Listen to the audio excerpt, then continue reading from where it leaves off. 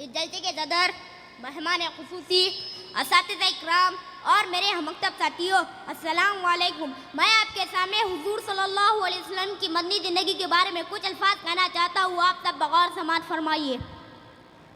مجھ میں ان کی ثنا کا سلیقہ کہا، مجھ میں ان کی ثنا کا سلیقہ کہا، وہ شار دو جہاں وہ کہا میں کہا۔ سن 622 عیسوی تک مسلمانوں کا مکے میں رہنا ممکن نہیں رہا تھا۔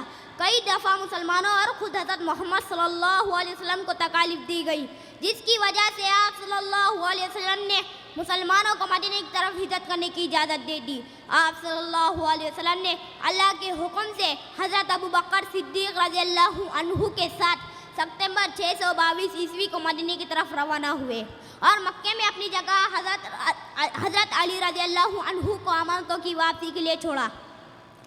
حضور صلی اللہ علیہ وسلم جب مدینہ پہنچے تو انصار نے ان کا شاندار استقبال کیا اور اپنے تمام وسائل ان کے سامنے پیش کر دیے۔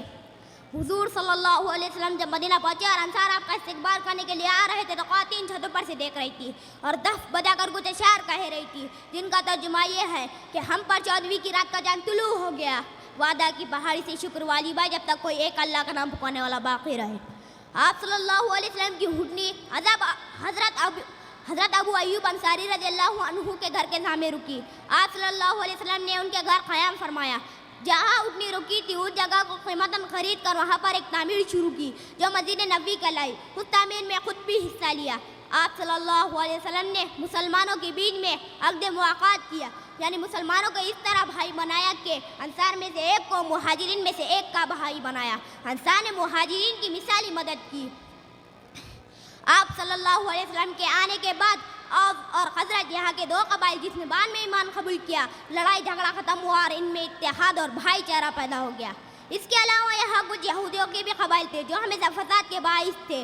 آپ صلی اللہ علیہ وسلم کے آنے کے بعد مسلمانوں اور یہودیوں کے درمیان ہونے والے معاہدے میثاق مدینے میں امن کی فضا پیدا کر دی۔ اسی دور میں مسلمانوں کو کعبہ شریف کی طرف منہ کر نماز پڑھانے کا حکم دیا گیا۔ اس سے پہلے مسلمان بیت المقدس کی طرف منہ کر نماز ادا کرتے تھے جو کہ یہودیوں کا بھی قبلہ ہے۔ پھر اس کے بعد ایک سلسلہ ہے جہاں سے ظلمت کے خاتمے کا ہوا تغار ہیرا میں روشن چراغ پہلا میرے نبی کا۔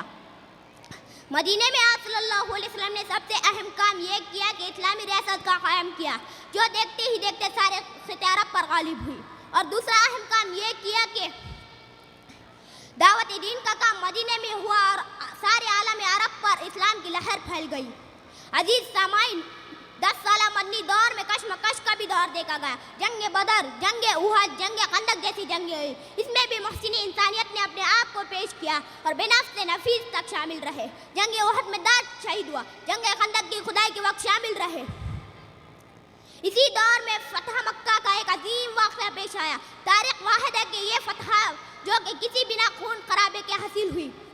انسانیت نے دیکھا جس شہر میں 13 سال تک ظلم کیا گیا، جس شہر سے نکلنے پر بھی قتل کی سازشیں کرتے رہے، وہ شہر مکہ میں محسن انسانیت جب فتح کی حیثیت سے داخل ہوئی تو قربان جائے اس رحمت پر، اس رحمت للعالمین پر کہ اس نے عام معافی کا اعلان کیا۔ عزیز سامعین، محسن انسانیت محمد صلی اللہ علیہ وسلم کی حیات طیبہ کو مختصر قصے میں پیش کرنا ممکن نہیں ہے۔ زمزم وہ کوثر و تسنیم نہیں لکھ سکتا، زمزم وہ کوثر و تسنیم نہیں لکھ سکتا، یا نبی آپ کی تعظیم نہیں لکھ سکتا۔ میں اگر 7 سمندر بھی نچوڑوں